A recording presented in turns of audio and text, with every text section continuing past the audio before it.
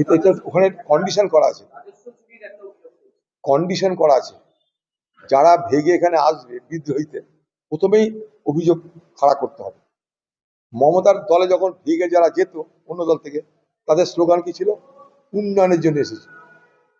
উন্নয়নের জায়গা পাচ্ছিল না, তাই উন্নয়ন করতে গেছে। এরা তখন কি বলতো? রাস্তায় উন্নয়ন দাঁড়িয়ে আছে। ঠিক আছে, তো এখন এদের জন্য আরেকটা বলি পাঠা পাওয়া গেছে, খোকাবাবু।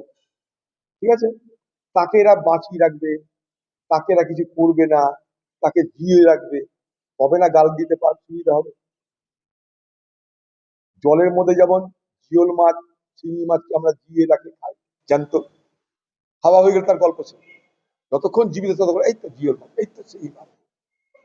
একেও বাঁচিয়ে রাখা হবে, একে বাঁচিয়ে রাখা হবে। আমাদের জেলার হুমায়ুন ভাইকে বাঁচিয়ে রাখা হবে, কিছু করা হবে না।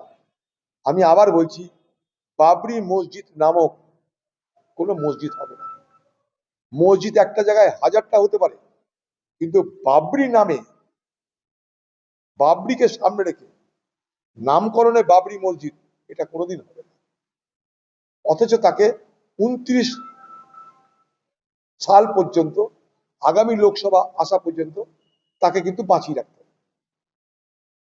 তাই বাবরি মসজিদের দেওয়াল হবে, বালি পড়বে, টুকটাক দু চারটে মিষ্টি রাখবে, কম্পিউটার হবে না। কারণ মসজিদ করাটা কোনো লক্ষ্য নাই। মসজিদ একটা জায়গায় হাজারটা হতে পারে, কারো কোনো আপত্তি নেই। কিন্তু বাবরি মসজিদ নাম দিয়ে মসজিদ হওয়া অসম্ভব। তার কারণ একটাই, যে ভারতবর্ষে বিজেপি ক্ষমতায় এসেছে বাবরি মসজিদ ধ্বংস করে রাম মন্দির বানিয়ে। তাই সেই ভারতবর্ষ, যেখানে দিল্লিতে বিজেপি, বাংলায় বিজেপি, দুটো ইঞ্জিন গড়গড় করে চলছে, সেখানটাই আর কোনো মামুকে বাবরি মসজিদ করতে দিলে বিজেপিরই বাজার শেষ হয়ে যাবে। তাই যেমন খোকাবাবুর কিছু হবে না, তখন আমাদের বাবরি মসজিদের নায়কের কিছু হবে না। কারণ তারা জানে যে কতদিন পর্যন্ত থেকে বাঁচিয়ে রাখতে হবে।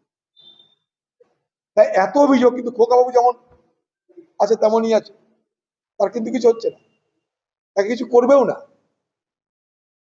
সুমন্ত দিয়ে রেখে দিয়েছে গালাগালি দেওয়ার জন্য একটা জায়গা রাখবে, পাঞ্চিং ব্যাগের মতন ব্যবহার।